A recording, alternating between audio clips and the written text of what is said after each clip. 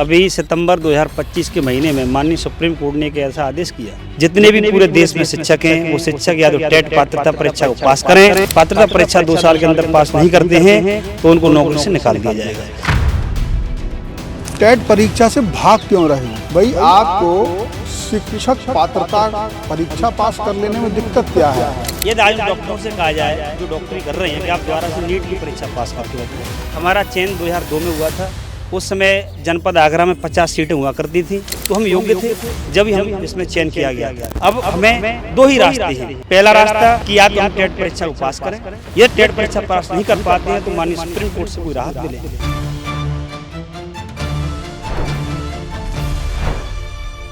आज उत्तर प्रदेश के तमाम शिक्षक सुप्रीम कोर्ट के दरवाजे पर हैं। ये प्राइमरी स्कूल के टीचर हैं। इनका कहना ये है कि अब इनकी नौकरी में एक ऐसा पड़ाव आ गया है, सब काफ़ी समय नौकरी कर चुके हैं, लेकिन एक ऐसा कानूनी पेंच आ गया है जो इन्हें नौकरी छोड़नी भी पड़ सकती है। क्या वजह है? वजह वही है जो मैंने आपको बताई। एक बहुत समय से एक प्रकरण चल रहा है टीईटी का, और ये एक ऐसी चीज़ हो गई है जो कई लोगों के लिए आवश्यक कर दी गई है, उन लोगों के लिए भी जो अपने रिटायरमेंट के बेहद करीब हैं। तो मैं इन लोगों से बात करूंगा, समझूंगा आखिर परेशानी क्या है, सुप्रीम कोर्ट तक क्यों आना पड़ा, इतनी बड़ी क्या बात हो गई। तो हमारे साथ तमाम लोग हैं। प्रदेश संगठन मंत्री हैं आप जी। क्या शुभ नाम है आपका? मेरा नाम ब्रजेश कुमार दीक्षित है। दीक्षित साहब, सबसे पहली चीज़ टीईटी को लेकर के बात होती है, यहाँ पर आपने किस तरह की रिट की है, क्या समस्या है?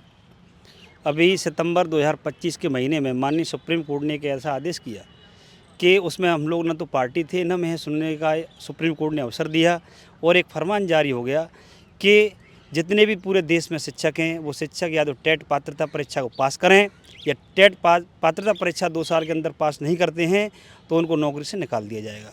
इस समस्या को लेकर हमारे जो शिक्षक हैं बहुत परेशान हुए।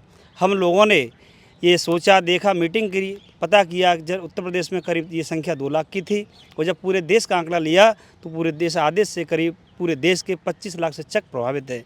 जब इतनी बड़ी संख्या में शिक्षक प्रभावित थे, हमारे संगठन की मीटिंग हुई और उसमें निर्णय लिया गया कि सुप्रीम कोर्ट के इस आदेश के खिलाफ एक रिव्यू पिटीशन फाइल की जाए। हमने अपने अधिवक्ता महोदय के माध्यम से सितंबर में ही रिव्यू पिटीशन फाइल की गई थी। उस रिव्यू पिटीशन में आज सुप्रीम कोर्ट में डेट थी। चूँकि सुप्रीम कोर्ट का जो कंप्यूटर जनरेटेड जो वेबसाइट है उस पर 24 अप्रैल दिखाया गया था, और जो हमारी समय सीमा सुप्रीम कोर्ट ने तय की थी उस तय समय सीमा में करीब 8 महीने गुजर गए थे। अब केवल हमारी 16 महीने बाकी हैं, केवल 16 महीने की तनख्वाह है। अब हमें 2 ही रास्ते हैं। पहला रास्ता कि या तो हम टेट परीक्षा को पास करें, यह टेट परीक्षा पास नहीं कर पाते हैं तो माननीय सुप्रीम कोर्ट से कोई राहत मिले। राहत करते करते इंतजार में हमारे 8 महीने गुजर गए। अब केवल 16 महीने की सेवाएं बची हैं, 16 महीने की तनख्वाह मिलनी है, लेकिन अभी सुप्रीम कोर्ट से भी हम लोगों को न्याय नहीं मिल पा रहा। अब मैं इसको थोड़ा सा खोलता हूँ मामले को। मोटी बात समझ गए होंगे आप लोग कि जो टेट परीक्षा है उसे क्या बोलते हैं? टीचर्स एलिजिबिलिटी टेस्ट, यानी कि आप टीचर बनने योग्य हैं कि नहीं हैं। हाँ, कोई शिक्षक पात्रता परीक्षा। एक एक नाम आपसे भी लूँ। आपका शुभ नाम क्या है? मेरा नाम विकास चतुर्वेदी। आपका शुभ नाम क्या है? राजेंद्र त्यागी।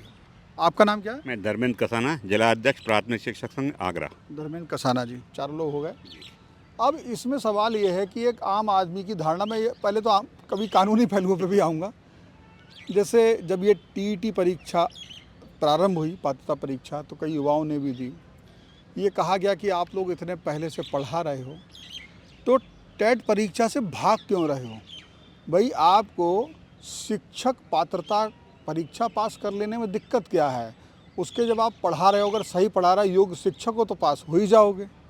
तो ये सवाल लोगों का है, और ये सवाल मुझे जायज़ लगता है। हो सकता है मैं गलत भी हूँ, मतलब प्राथमिक तौर पर मुझे जायज़ लगता है। आपका इस पर क्या जवाब है? इसमें हमें ये बताना है कि सही है बात है कि शिक्षक जब आप बनने के लिए आएँ तो पूरे देश की सरकार जो भी होगी, चाहे प्रदेश सरकार होगी, योग्य शिक्षकों का चयन करेगी।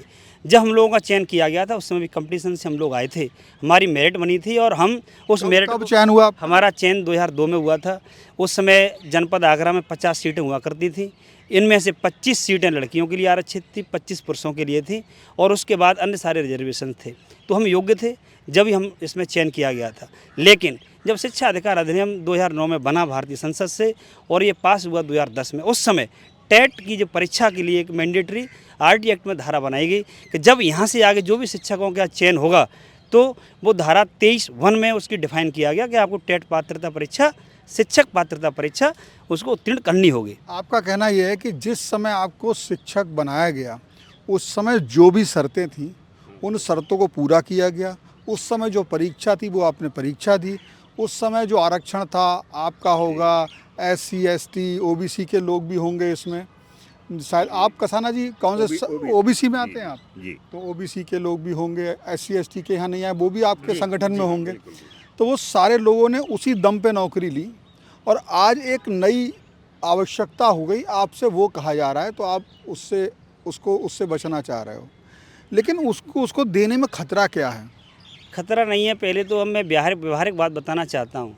आज जो डॉक्टर हैं, यदि आज उन डॉक्टरों से कहा जाए जो डॉक्टरी कर रहे हैं कि आप दोबारा से नीट की परीक्षा पास करके बताएं, एक IAS हैं और इस समय जो जिलाधिकारी या प्रमुख सचिव में, विशेष सचिव में 25 साल की नौकरी हो गई, उनसे कहा जाए कि आप IAS की परीक्षा पास करें। जब उन्होंने IAS की परीक्षा पास की होगी उस समय संघ लोक सेवा आयोग का सिलेबस कुछ और होगा, आज शिक्षक उसका सिलेबस कुछ और है। उस समय प्रश्नों की टेक्निक कुछ और होंगी, आज टेक्निक कुछ और है बदलते दौर में।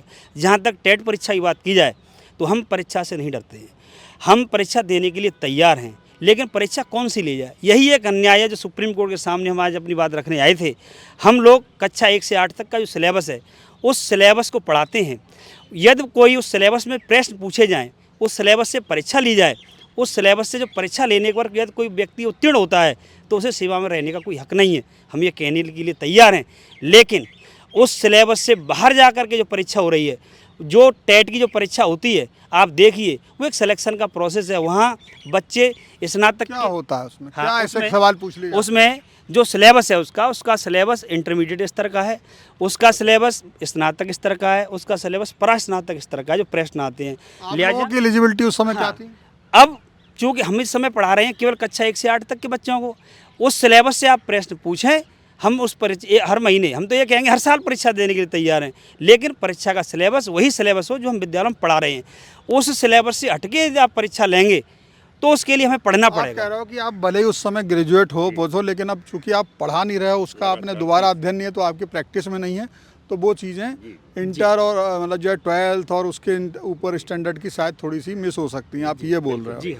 और जो आप पढ़ा रहे हैं, मेरा ऐसा मानना है कि टेट में साथ साथ ये भी सवाल होते हैं, सामान्य ज्ञान के प्रश्न भी होते हैं और भी तमाम चीज़ें होती हैं, क्योंकि वो शिक्षक ना सिर्फ कक्षा 8 तक की पढ़ाने की या उसकी उस पर पूरा रट या पूरा याद होता है, बल्कि वो वहाँ पे ग्रूम मतलब उनको उनके अंदर बहुत सारी उनके अंदर चीज़ें डालता है, उनका एक तरीके से कहना चाहिए पूरा उनका बिल्डअप भविष्य क्लियर करता है, यानी संस्कार भी डालता है, सामान्य ज्ञान भी बढ़ता है, उनको प्रेरित भी करता है बड़े में, तो वो सब चीज़ें भी होती हैं। खैर उससे हट जाते हैं, आते हैं आदेश पे। जो आदेश है अभी वो आपने बताया 1 सितंबर 2025 को 2025 से 1 सितंबर 2025 से लागू हुआ। 2 साल का समय दिया गया कि इस 2 साल में आप शिक्षक पात्रता परीक्षा यानी कि टेट पास कर लो। तो वो कब तक हो जाएगा 2 साल? वो 31 अगस्त 2017 को वो समय सीमा खत्म हो जाएगी, वो 27 को, यानी कि अगले साल जो है, अगर 31 अगस्त तक जो लोग पास नहीं कराएंगे उन्हें नौकरी छोड़ के जाना होगा। तो ये नौकरी छोड़ के जाना होगा, बाद की तनख्वाह मिलेगी BRS टाइप? हाँ, तनख्वाह तो नहीं मिलेगी। उसके बाद जो हमारे सेवानिवृत्त देयक हैं, जो GPF है, पेंशन है, ग्रेचुटी है, वो मिलेंगी, पेंशन वगैरह। और यदि कोई व्यक्ति पेंशन के दायरे में नहीं आता है, OPS आपको मिलती है? EPS हमें तो OPS मिलती है, लेकिन हमारे अन्य कई साथी हैं जिन्हें 2004 में के बाद उनकी नियुक्तियाँ हुई हैं, उनको OPS नहीं मिलती। अब उनके लिए परिवारों की बड़ी दिक्कत आ जाएगी कि 2004 से नियुक्ति हुई, पेंशन उनके लिए है नहीं, से 31 अगस्त 2027 के बाद उनकी तनख्वाह भी चली जाएगी, तो लिहाजा उनके परिवार का भरण पोषण कैसे होगा? कुछ लोगों को मना भी है जो टेट ना दे, किन को मना है? नहीं, टेट आवश्यक नहीं है। 5 साल जो 5 साल, जो लोग रिटायरमेंट में जिन्हें 5 साल हैं, तो पहला तो बिंदु हमारा यही 5 साल एक दिन है, उसे देना पड़ेगा। 5 साल से यदि उनकी आयु या समय 1 दिन भी ज़्यादा है, अब यही बस अन्याय ये भी है। सुप्रीम कोर्ट को ये देखना चाहिए कि उसके लिए नज़र में सारे शिक्षक एक जैसे हैं। जिन शिक्षकों की सेवाएं 5 साल तक हैं तो उन्हें तो आप टेट से छूट दे रहे हैं, और जिन शिक्षकों की सेवाएं 5 साल से ज़्यादा हैं 2 साल को समय दे रहे हैं, यानी उनको पहले आप हटाएंगे विभाग से। तो हमारा ये मानना है कम से कम सुप्रीम कोर्ट को ऐसा सोचना चाहिए कि 5 साल उनको भी समय दिया जाए, चाहे इनकी 5 साल से सेवा अधिक है और चाहे 5 साल से कम है, तो उन्हें तो आप 5 साल बाद उन्होंने छूट दे ही रखी है। तो छूट अभी तारीख क्या पड़ी है? अब आज जैसा कि हम देख पा रहे हैं कि आज तारीख 28 अप्रैल लगी हुई है, तो निश्चित है कि 1 महीना और निकल जाएगा।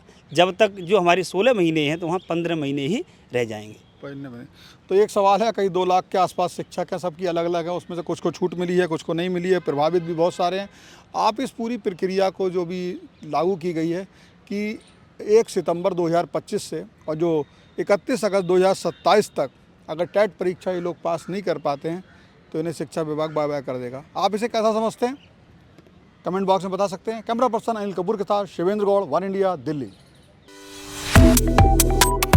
Subscribe to One India and never miss an update. Download the One India app now.